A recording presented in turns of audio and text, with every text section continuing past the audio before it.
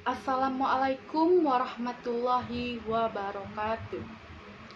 Di sini saya akan menjelaskan tentang menelaah dan merevisi teks observasi dengan dosen pembimbing Bapak Zulhafiz SPD dan MPD. Disusun oleh Yolanda Wulandari NIM 1905-124299 dengan kelas 2019B dengan tugas media pembelajaran. Di sini kita akan membahas tentang pengertian teks laporan observasi. Nah, apa itu teks laporan observasi? Teks laporan observasi adalah teks yang berisi memuat klasifikasi mengenai jenis-jenis sesuatu berdasarkan kriteria tertentu. Jenis teks ini mendeskripsikan atau menggambarkan bentuk, ciri, umum atau generasi seperti benda, hewan, tumbuh-tumbuhan, manusia, atau peristiwa yang terjadi di dalam semesta kita. Yang kedua tentang ciri-ciri teks laporan hasil observasi. 1. Ditulis secara lengkap dan sempurna. 2. Bersifat objektif, global, dan universal. 3. Ditulis berdasarkan fakta sesuai pengamatan yang telah dilakukan. 5. Informasi teks merupakan hasil penelitian terkini yang sudah terbukti kebenarannya. 6. Tidak mengandung prasangka atau dugaan yang menyimpang atau tidak tepat. 7. Saling berkaitan dengan hubungan berjenjang antar kelas dan subkelas yang terdapat di dalamnya. 8. Tidak adanya bagian penutup dari penulis. Penulis hanya melaporkan apa yang dilihat dan diketahuinya berdasarkan hasil analisis serta observasi. 9. Menitik beratkan pada pengelompokan segala sesuatu ke dalam jenis-jenis dengan ciri-ciri atau keadaan secara umum. 10. Disajikan secara menarik, baik kata, bahasa, isinya berbobot maupun susunannya logis. 11. Teks laporan hasil observasi menggambarkan sesuatu secara umum dan sesuai fakta tanpa adanya opini penulis. Selanjutnya kita akan membahas tentang tujuan teks laporan hasil observasi. 1. Untuk penelitian. 2. Memberikan informasi secara terbaru. 3. Untuk mengatasi suatu persoalan. 4. Untuk menentukan teknik atau cara terbaru. 5. Untuk mengambil keputusan yang lebih efektif. 6. Untuk melakukan pengawasan dan untuk perbaikan. 7. Untuk mengetahui perkembangan suatu permasalahan. Selanjutnya kita akan membahas tentang fungsi teks laporan hasil observasi. 1. Sebagai bahan penelitian. 2. Sebagai sumber yang dapat dipercaya. 3. Sebagai laporan tugas dan kegiatan pengamatan. 4. Sebagai dokumentasi. 5. Sebagai ilmu pengetahuan. 6.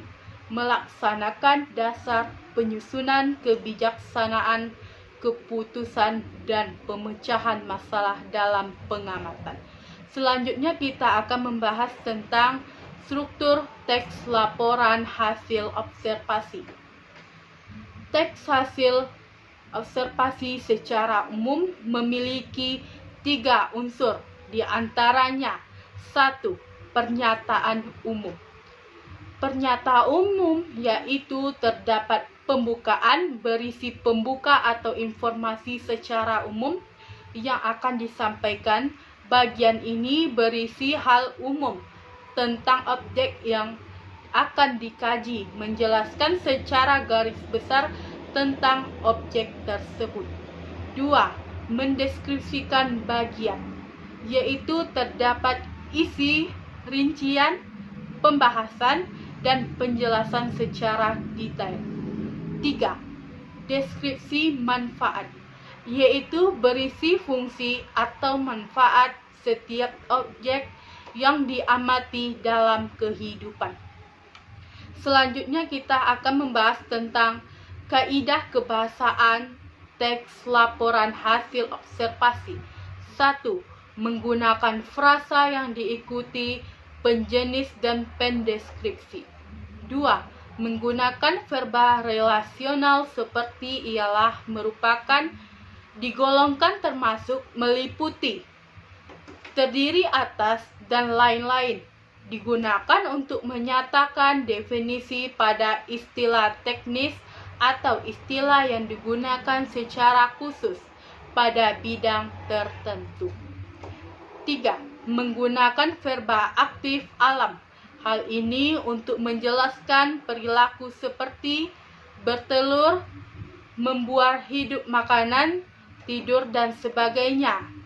4.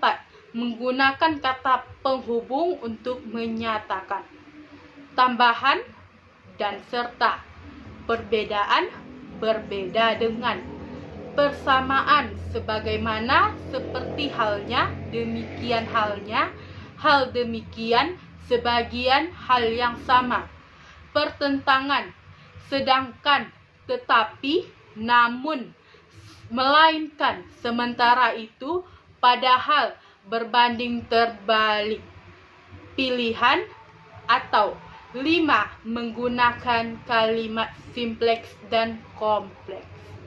6. Penggunaan kalimat definisi, kalimat deskripsi. 7. Menggunakan kalimat keilmuan atau teknik seperti herbivora, degeneratif, osteoporosis, mutualisme, paratisme, pembuluh vena, leukemia, sindrom, fobia, dan lain-lain. Selanjutnya kita akan membahas tentang langkah-langkah menyusun teks laporan hasil observasi. Untuk menyusun teks laporan hasil observasi, ada langkah-langkahnya, yaitu 1. Tentukan objek yang akan kamu amati. 2. Susunlah jadwal observasi yang akan kamu lakukan. 3. Lakukanlah observasi terhadap objek tersebut dengan menyiapkan pertanyaan atau poin-poin pengamat terlebih dahulu. 4. Catatlah hasil observasimu dengan memperhatikan ketetapan isi, struktur, dan kaidah kebahasaannya. Bila kemungkinan, ambil foto dan videokan observasimu. 5. Meneliti kembali hasil penulisan teks jika ada kalimat janggal atau salah satu penulisan. Segera perbaikan kembali. 9. Di sini kita akan membahas tentang contoh teks laporan hasil observasi. Di sini kita akan mengambil tentang semut atau serangga. Semut adalah semua serangga anggota suku Formicidae, bangsa Hymenoptera. Semut memiliki lebih dari 12.000 jenis spesies. Sebagian besar hidup di kawasan tropika. Sebagian besar semut dikenal sebagai serangga sosial, dengan koloni dan serangga-serangganya yang teratur, beranggotakan ribuan semut per koloni. Anggota koloni terbagi menjadi semut pekerja, semut pejantan, dan ratu semut. Dimungkinkan pula dapat kelompok semut penjaga. Satu koloni dapat menguasai daerah yang luas untuk mendukung kehidupan mereka. Koloni tersebut kadangkala disebut superorganisme. Koloni-koloni mereka yang membentuk sebuah kesatuan, meskipun ukuran tubuhnya yang relatif kecil. semua semut hewan terkuat di dunia.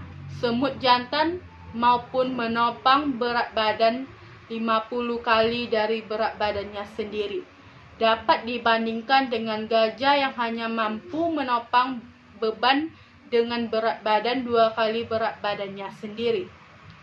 Semut hanya tersaingi oleh kumbang, badak yang mampu menopang beban dari berat 850 kali berat badannya sendiri. Baik, di sini saya akan memperlihatkan video tentang semut.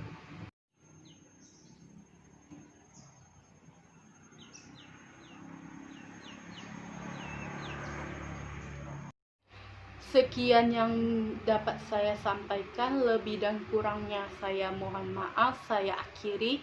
Wassalamualaikum warahmatullahi wabarakatuh.